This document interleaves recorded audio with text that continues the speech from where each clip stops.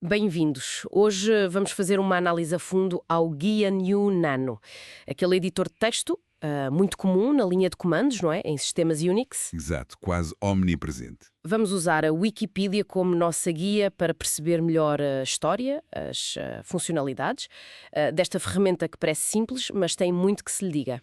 Uhum. Ok, vamos lá então. Para começar, o Nano nasceu como um clone livre, certo? De outro editor, o Pico. Sim, o Pico vinha com um cliente de e-mail chamado Pine, mas tinha um problema de licença.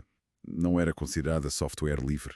E o nome original do Nano era TIP, que eu acho fantástico. O acrónimo recursivo TIP isn't Pico. O TIP não é o Pico. Sim, uma piada interna logo à partida. Define-se pela negação daquilo que está a imitar. Foi criada em 99 por Chris Alagretta. A motivação foi mesmo essa, a frustração com a licença do Pico. Queria uma alternativa livre. Exato. Mas o nome TIP não durou muito, pois não? Não. Em janeiro de 2000 mudaram para Nano. Havia um conflito com outro utilitário Unix chamado TIP. Ah, ok. E a escolha de Nano? Bem, essa é outra pequena provocação, não é? Sim. Nos prefixos do SI, Nano é 1000 vezes maior que Pico. Lá está, uma piscadela de olho. Inteligente. Mas o que é fascinante aqui, e acho que vais concordar, é que o Nano não ficou só por ser um clone. Nem pensar, foi muito além disso, adicionou funcionalidades-chave que o Pico não tinha. Como, por exemplo, Bem, pois as que hoje damos por garantidas, como o realce de sintaxe, que ajuda imenso a ler código, numeração de linhas, pesquisa e substituição com expressões regulares, isso é poderoso. muito. E também o scroll linha a linha, múltiplos buffers para trabalhar com vários fecheiros ao mesmo tempo, suporte para teclas reconfiguráveis. Personalização. Exato. E, muito importante, a capacidade de anular e refazer. O Undooed.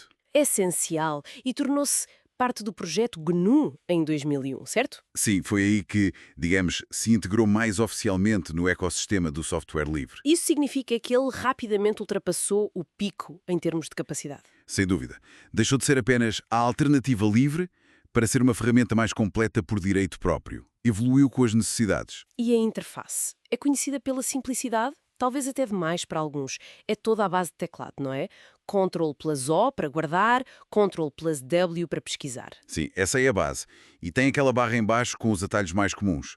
O Ctrl+G dá a ajuda completa. Uhum. Mas tem mais uns truques. Usa as teclas Meta, que muitas vezes são o Alt ou o ESC, para alternar comportamentos. Por exemplo, o scroll suave liga-se e desliga-se com o Meta+S. Ah, interessante. Não sabia disso. E surpresa! Até suporta o rato. O rato? No Nano. Sim. Podes clicar nos comandos da barra ou posicionar o cursor. Pode ser útil para quem vem mais de ambientes gráficos. É verdade. Falando no projeto GNU, disseste que ele se juntou em 2001, mas essa relação teve altos e baixos, não foi? Li qualquer coisa sobre uma separação em 2016. Ah, sim, teve. Foi uma fase complicada. Em junho de 2016, na versão 2.6.0, os desenvolvedores decidiram mesmo sair do projeto GNU. Mas porquê? O problema foi a política de cessão de direitos de autor, o Copyright Assignment, que a Free Software Foundation, a FSF, exigia. Tinham de passar os direitos para a FSF? Basicamente sim. E a equipa do Nano achava que isso não era necessário para garantir que o software continuava sob a licença GPL.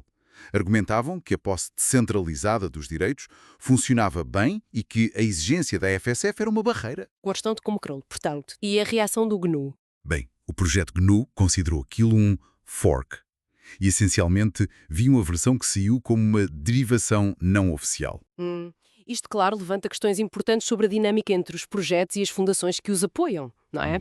O equilíbrio entre suporte e autonomia. Pois, mas não durou muito tempo essa separação. Não, foi relativamente breve. Logo em agosto de 2016, o próprio Chris Alagretta, o criador original, anunciou que estavam a voltar. Então houve um entendimento. Sim, parece que a FSF fez algumas concessões específicas para o Nano em relação a essa questão da cedência de direitos. E o regresso oficializou-se em setembro, com a versão 2.7.0. Que novela! E hoje em dia, a licença e a manutenção? A licença continua a ser a GNU GPL, claro, evoluiu ao longo do tempo, V1, V2 e desde 2007 é a GPL versão 3 ao posterior. Quanto à manutenção, começou com o Alagretta, depois passou para o David Lawrence Ramsey em 2003 e atualmente o principal maintainer é o Benno Schulenberg.